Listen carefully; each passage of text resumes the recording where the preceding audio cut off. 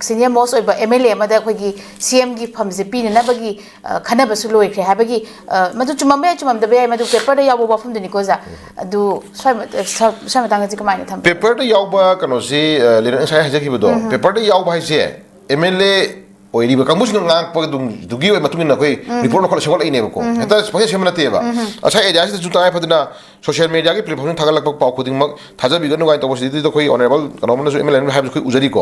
hoi social media thal khuding mak ai koi achum badi oi dabi ai bat to bu source sama le ra bani natra source sama dring sai ha jabo ngang ning ne pangang ngang na basina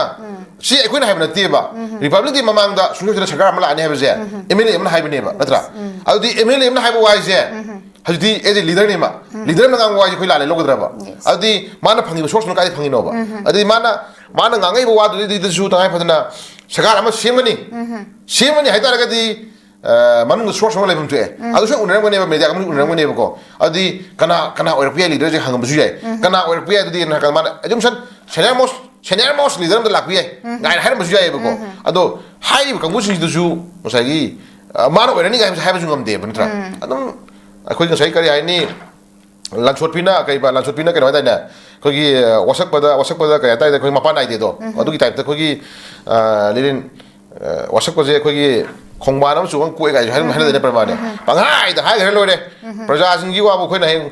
dum khara to no to ra ga dum kokcha potu bu ga na khan ma gi phim da lei ba kamu sum ya ro bra question ni ko khoi ji ding se adagi sham sakar pa kamu de kai da re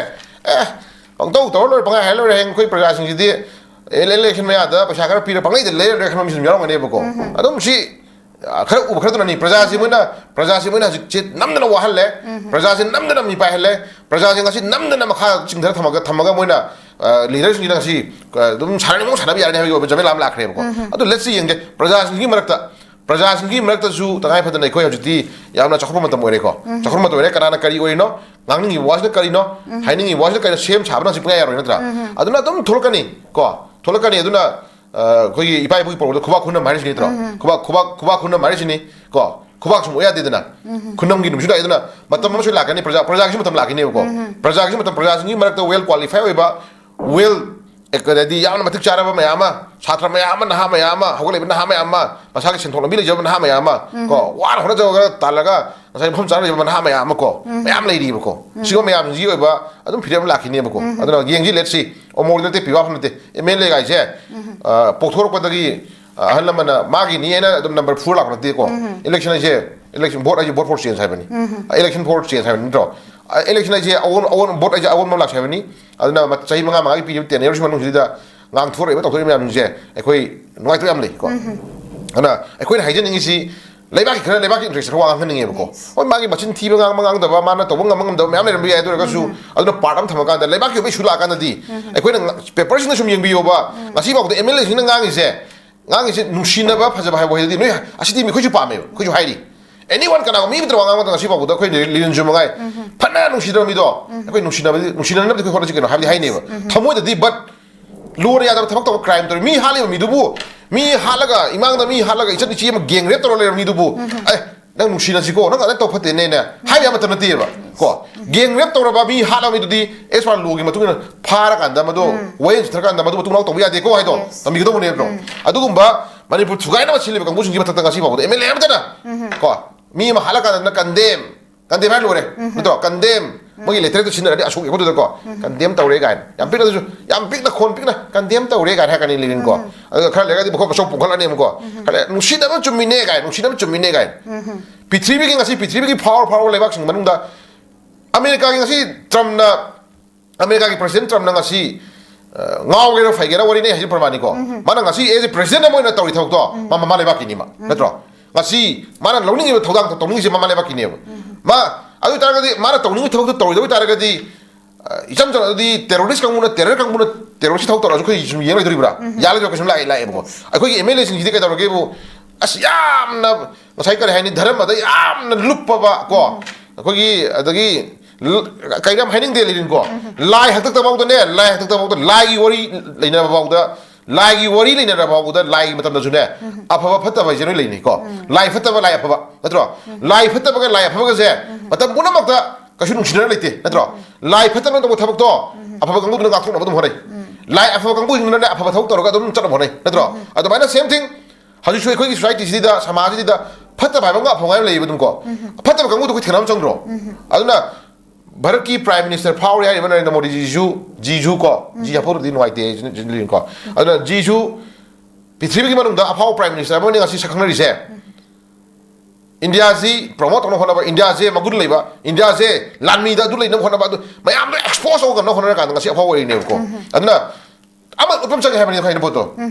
Manipur की लेबा issue से कुमना खनम चंगी लेने दुना लेबी film जे खोगी लेबी MLA सिंग याम ना खोगी ngasi gi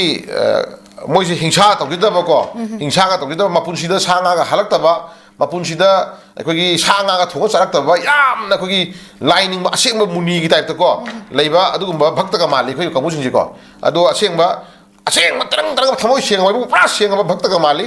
अदुना अखोइदि लाइसे लेजैबा लाइसे लातबि मोय लासर खंगलबनिको अदि भक्त सेंगोनिना चुमना कुकी टेररिस्टिंग ड्रग माफियासिंगना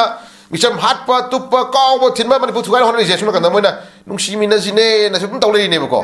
अदगा नुमै द्रोंग द्रोंग द्रोंग कापा कांदना इचाइना काइ लेखगे गाइरं थिरपदरा अदai हजिना मु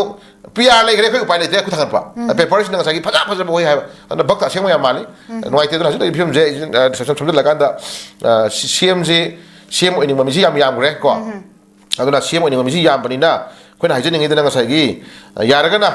खोगी सेंटर की लुसिंग मजिद खोना हम्बल रिक्वेस्ट होजनिंग इसी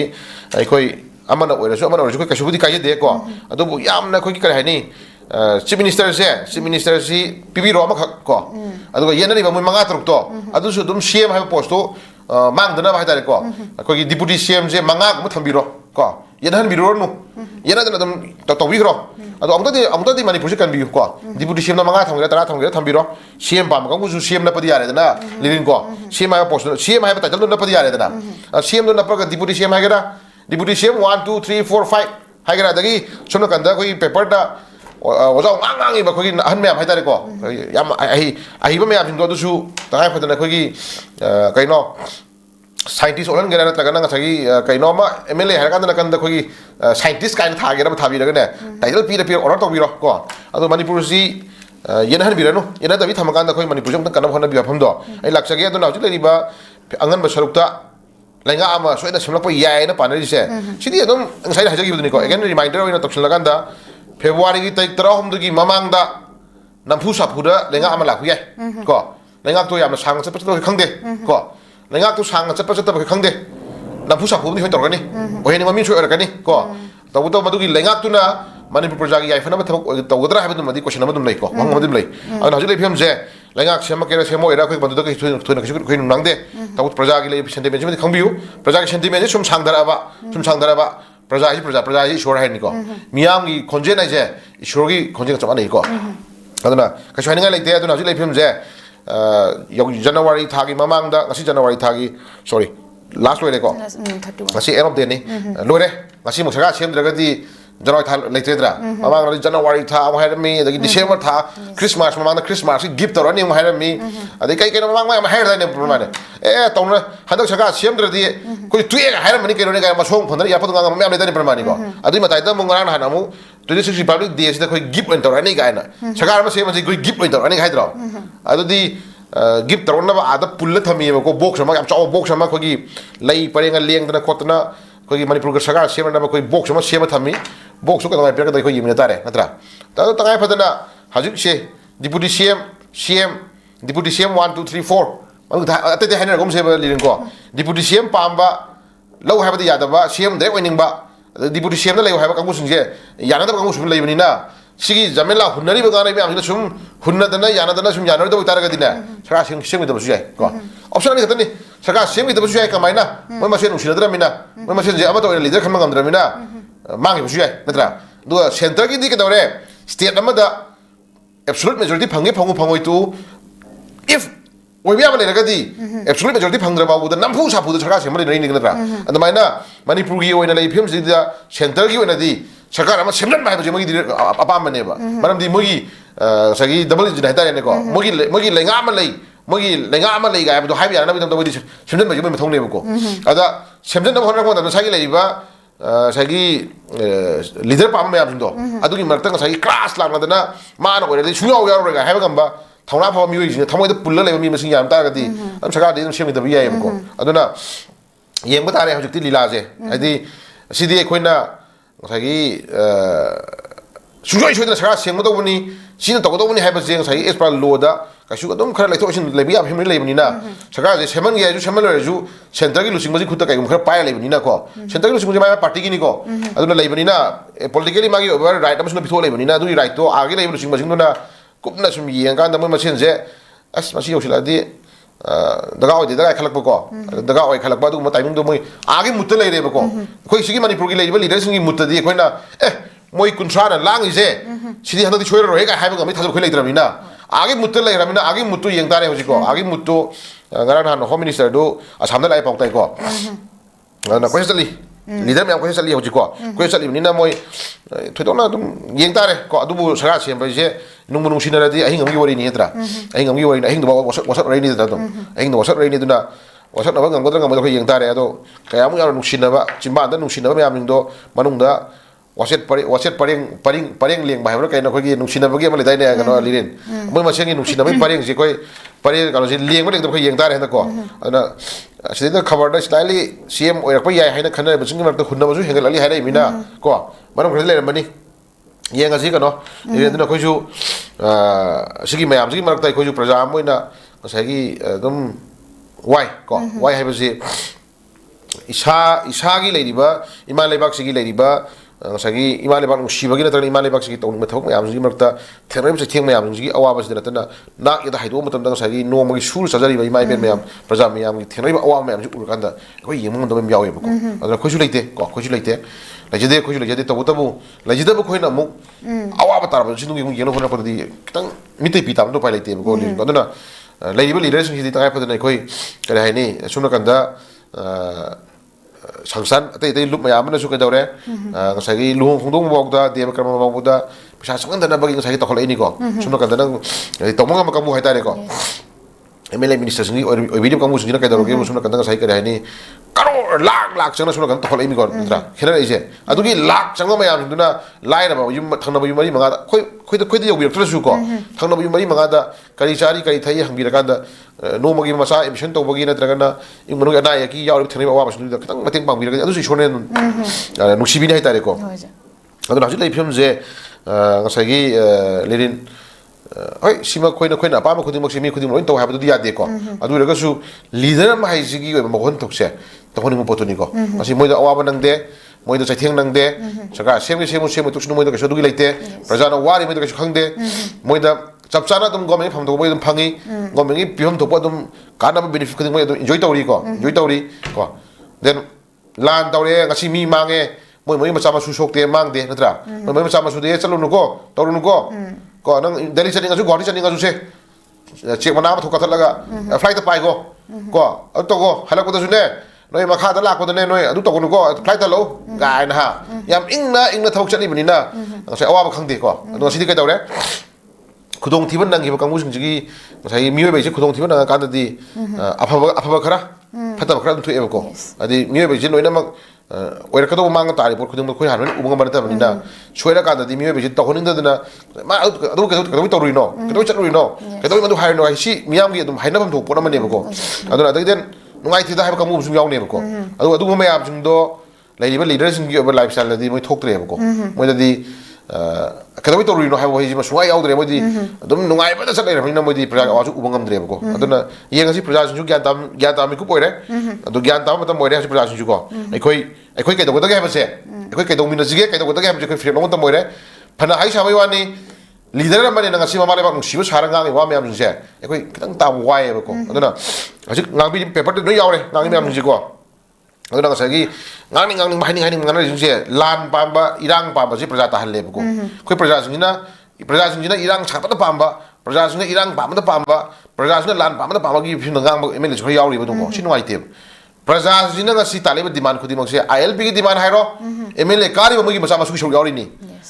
ILP ki demand hairo sibai oi besin sama su yauri ni sama su ni right yauri bani ko manipur yo apun ma kasi praja ta le demand narco terrorist drug mafia sing gi oi ba sai gi lan je ai ko thingna bhona jari se moi su yauri ni ko adu moina ngam ga moina leader oi bi yo ko phran thok bi ro athona phama officer na thola kan da ꯐꯔꯦ ꯑꯩ ꯊꯕꯛ ꯊꯥꯗꯣꯛꯑꯦ ꯑꯩ ꯈꯨꯟ ꯉꯥꯛꯄ ꯏꯆꯥ ꯏꯅꯥꯎꯁꯤꯡꯒꯤꯗꯃꯛꯇ ꯑꯩ ꯃꯃꯥꯡ ꯊꯥꯔꯅꯤ ꯀꯥꯏ ꯍꯥꯏꯕ ꯉꯝꯕꯁꯦ ꯅꯪ ꯊꯣꯛꯄꯤꯔꯣ ꯑꯩꯈꯣꯏ ꯌꯦꯡꯒꯦꯕꯀꯣ ꯑꯗꯨꯗꯤ ꯇꯧꯗꯦ ꯑꯗꯨꯒ ꯑꯩꯈꯣꯏꯁꯨ ꯃꯇꯦꯡ ꯄꯥꯡꯉꯤꯅꯤꯅꯦ ꯂꯣꯟꯅ ꯂꯣꯟꯅ ꯀꯥꯏꯅ ꯍꯥꯏꯕꯗꯣ ꯄꯥꯡꯕꯤꯔꯝꯒꯅꯤ ꯌꯥꯏ ꯆꯨꯝꯃꯤ ꯀꯣ ꯄꯥꯡꯕꯤꯔꯝ ꯑꯗꯨꯗꯤ ꯂꯩꯔꯤꯕ ꯄ꯭ꯔꯣꯐꯥꯏꯜ ꯃꯥꯒꯤ ꯂꯩꯔꯤꯕ ꯈꯣꯡꯐꯝꯗꯨꯒꯤ ꯃꯈꯥ ꯄꯣꯟꯅꯔꯦꯕꯀꯣ ꯅꯠꯇ꯭ꯔꯥ ꯑꯗꯨꯅ ꯉꯁꯥꯏꯒꯤ ꯐꯤꯕꯝꯅ ꯌꯥꯔꯛꯇ꯭ꯔꯒꯗꯤ ꯍꯥꯟꯅꯒꯤ ꯃꯤꯒꯤ ꯂꯝꯌꯥꯟ ꯃꯍꯤꯖꯝ ꯏꯔꯥꯕꯣꯠ ꯍꯣꯏ MLA ꯑꯣꯏꯔꯝꯅ ꯂꯩꯕꯥꯛ ꯃꯌꯨꯝ ꯃꯀꯩ ꯊꯥꯗꯣꯛ ꯆꯠꯈ꯭ꯔꯤꯁꯤꯗꯤ ꯑꯗꯨꯃꯥꯏꯅꯃꯛ ꯇꯧꯕ ꯉꯝꯕꯤꯗ꯭ꯔꯒꯁꯨ ꯉꯝꯕꯁꯨ ꯌꯥꯎꯕꯤꯌꯨ ꯉꯝꯕꯤꯗ꯭ꯔ ꯐꯥꯎꯕꯗ ꯉꯁꯤ ꯏꯆꯥ ꯏꯁꯨ ꯃꯌꯥꯝ ꯑꯃ ꯉꯁꯤ ꯑꯋꯥꯕ ꯇꯥꯔꯤꯁꯤꯡꯁꯦ ꯉꯁꯤ ꯀꯅꯥꯅ ꯀꯟꯕꯤꯔꯒꯦꯕꯀꯣ ꯀꯣꯏꯁꯟ ꯃꯌꯥꯝ ꯍꯪꯅꯤꯡꯕ ꯂꯩꯔꯤꯅ ꯑꯗꯨꯅ ꯄꯪꯍꯥꯏ ꯍꯥꯏꯕꯅ ꯌꯥꯔꯣꯏ ꯁꯤꯗꯗꯤꯀꯣ ꯇꯧꯕꯇꯕꯨ ꯃꯅꯤꯄꯨꯔ ꯀꯟꯁꯦ ꯍꯥꯏꯇꯥꯔꯒꯗꯤ ꯃꯅꯤꯄꯨꯔꯗ ꯊꯣꯛꯏꯕ ꯋꯥꯊꯣꯛꯁꯦ ꯅꯨꯡꯁꯤꯅꯕ ꯃꯊꯧ ꯇꯥꯏ ꯕꯠ ꯂꯣꯅ ꯌꯥꯗꯕ ꯃꯑꯣꯡꯗ ꯇꯦꯔꯔꯒꯤ ꯊꯕꯛ ꯇꯧꯔꯤꯕ ꯇꯦꯔꯣꯔꯤꯁꯀꯤ ꯊꯕꯛ ꯇꯧꯔꯤꯕ ꯗ꯭ꯔꯒ ꯃꯥꯐꯤꯌꯥꯁꯤꯡꯗꯨꯗꯤ ꯅꯣ ꯀꯝꯄ꯭ꯔꯣꯃꯥꯏꯁ ꯍꯥꯏꯕ ꯑꯩꯈꯣꯏ ꯆꯪꯉꯦꯕꯀꯣ ꯃꯗꯨꯒꯨꯝꯕ ꯃꯌꯥꯝꯁꯤꯡꯗꯣ ꯃꯨꯊꯠꯂꯀꯥꯟꯗ ꯑꯗꯨꯒꯨꯝꯕ ꯃꯌꯥꯝꯁꯤꯡꯗꯣ ꯆꯞꯆꯥꯟ ꯊꯦꯡꯅꯔꯀꯥꯟꯗ ꯑꯩꯈꯣꯏ ꯃꯅꯤꯄꯨꯔ ꯏꯪ ꯇꯞꯄ ꯄꯨꯔꯛꯀꯗꯧꯕꯅꯦꯕꯀꯣ ꯑꯗꯨꯃꯥꯏꯅ ꯁꯨꯃꯥꯏꯅ ꯍꯥꯏꯖꯒꯦ ꯑꯗꯨꯅ ꯂꯣꯏꯁꯤꯜꯂꯛꯄꯗ ꯍꯥꯏꯖꯅꯤꯡꯉꯤꯁꯤ ꯍꯧꯖꯤꯛ ꯂꯩꯔꯤꯁꯤ CM ꯑꯣꯏꯅꯤꯡꯕ ꯃꯌꯥꯝ ꯌꯥꯝꯃꯦ ꯗꯤꯄꯨꯇꯤ CM ꯑꯣꯏꯅꯤꯡꯕꯁꯨ ꯃꯌꯥꯝ ꯌꯥꯝꯃꯦ ꯀꯣ ꯃꯤꯅꯤꯁꯇꯔ ꯑꯣꯏꯅꯤꯡꯕꯁꯨ ꯃꯌꯥꯝ ꯌꯥꯝꯃꯦ ꯀꯣ ꯉꯔꯥꯡ ꯅꯍꯥꯟ ꯄꯦꯄꯔꯗ ꯐꯣꯡꯈ꯭ꯔꯦ ꯑꯩꯈꯣꯏꯒꯤ ꯀꯨꯀꯤꯒꯤ ꯂꯩꯕꯥꯛ ꯃꯅꯤꯄꯨꯔ ꯊꯨꯒꯥꯏ ꯄꯥꯝꯕ ꯀꯨꯀꯤꯒꯤ MLAꯁꯤꯡꯅ ꯃꯤꯅꯤꯁꯇꯔ 3 ꯄꯤꯕ ꯀꯥꯏꯅ ꯄꯥꯅꯈ꯭ꯔꯦ ꯅꯠꯇ꯭ꯔꯥ ꯗꯤꯄꯨꯇꯤ CM ꯃꯛꯇ ꯃꯣꯏꯗ ꯄꯤꯕ ꯄꯥꯅꯈ꯭ꯔꯦ ꯅꯠꯇ꯭ꯔꯥ ꯑꯗꯩ ꯀꯅꯥ ꯀꯅꯥꯅꯣ ꯐꯝ ꯈꯔ ꯄꯥꯅꯈ꯭ꯔꯦ ꯃꯣꯏ ꯀꯣ ꯄꯤꯕꯤꯔꯁꯨ ꯑꯩꯈꯣꯏ ꯃꯅꯤꯄꯨꯔꯒꯤ ꯂꯩꯔꯤꯕ MLAꯁꯤꯡꯒꯤ ꯑꯩꯈꯣꯏꯒꯤ ꯇꯝꯄꯥꯛꯀꯤ MLAꯁꯤꯡꯒꯤ ꯌꯥꯝꯅ ꯄꯨꯛꯆꯦꯜ ꯆꯥꯎꯏꯀꯣ ꯌꯥꯔꯒꯅ CM ꯃꯛꯇꯣ ꯃꯅꯤꯄꯨꯔ ꯊꯨꯒꯥꯏ ꯄꯥꯝꯕ ꯃꯤꯗ ꯄꯤꯔꯁꯅꯨ ꯑꯗꯨꯃꯛꯇ ꯃꯣꯏ ꯌꯥꯅꯤꯡꯉꯣꯏ ꯌꯥꯅꯤꯡꯗꯦ ꯍꯥꯏꯕꯁꯨ ꯍꯥꯏꯔꯣꯏ ꯑꯩꯈꯣꯏꯅ ꯈꯟꯖꯕꯗꯀꯣ ꯑꯗꯨꯅ ꯉꯁꯥꯏꯒꯤ ꯃꯕꯨꯛꯆꯦꯜ ꯁꯦꯡꯕ ꯀꯥꯡꯕꯨꯅꯤ ꯉꯁꯥꯏ ꯍꯥꯏꯖꯈꯤꯕꯗꯣ ꯌꯥꯝꯅ ꯁꯦꯡꯉꯕ ꯌꯥꯝꯅ ꯀꯩꯅꯣ ꯇꯧꯔꯕ ꯑꯩꯈꯣꯏ ꯀꯩꯅꯣꯅꯤ ꯑꯩꯈꯣꯏ ꯑꯃꯤꯇ꯭ꯔꯒꯨꯝꯕꯅꯤ ꯃꯣꯏꯁꯦ ꯃꯄꯨꯟꯁꯤꯗ ꯁꯥ ꯉꯥ ꯆꯥꯔꯛꯇꯕ ꯃꯄꯨꯟꯁꯤꯗ ꯉꯁꯥꯏ ꯀꯔꯤ ꯍꯥꯏꯅꯤ ꯖꯤꯕ ꯄꯥꯟꯕ ꯑꯝꯇ ꯍꯜꯂꯛꯇꯕ ꯃꯄꯨꯟꯁꯤꯗ ꯉꯁꯥꯏꯒꯤ ꯙꯔꯃ ꯌꯥꯝ ꯆꯦꯠꯆꯕ ꯀꯥꯡꯕꯨ ꯉꯥꯛꯇꯅꯦ ꯑꯩꯈꯣꯏ ꯍꯧꯖꯤꯛ MLAꯁꯤꯡꯁꯤꯀꯣ ꯂꯣꯏꯅꯃꯛꯇꯤ ꯍꯥꯏꯖꯔꯣꯏ ꯀꯅꯥꯒꯨꯝꯕ ꯈꯔ ꯍꯥꯏꯇꯥꯔꯦꯅꯦꯀꯣ ꯑꯗꯨꯅ ꯌꯦꯡꯉꯁꯤ ꯂꯦꯠꯁꯤ ꯑꯗꯨꯅ ꯄꯤꯕ ꯌꯥꯎꯅ ꯄꯤꯊꯣꯛꯈ꯭ꯔꯁꯅꯨ CMꯁꯨ ꯃꯣꯏ ꯂꯧꯔꯁꯅꯨ ꯃꯅꯤꯄꯨꯔ ꯊꯨꯒꯥꯏ ꯄꯥꯝꯕ ꯃꯤꯅ ꯂꯧꯔꯁꯅꯨ ꯗꯦꯟ ꯃꯤꯅꯤꯁꯇꯔꯁꯨ ꯄꯥꯏꯖꯔꯁꯅꯨꯀꯣ ꯌꯥꯝ ꯁꯦꯡꯅ ꯂꯩꯕꯤꯔꯣ ꯑꯗꯒꯤ ꯄ꯭ꯔꯖꯥ ꯃꯤꯌꯥꯝꯅ ꯇꯧꯔꯛꯄ ꯊꯕꯛꯇꯨꯗꯤ ꯑꯗꯨꯒꯤ ꯊꯦꯡꯅꯅꯕꯗꯨꯅ ꯁꯦꯝ ꯁꯥꯔ ꯂꯩꯕꯤꯌꯨ ꯍꯥꯏꯕ ꯁꯨꯃꯥꯏꯅ ꯊꯝꯖꯒꯦ ꯁꯨꯝ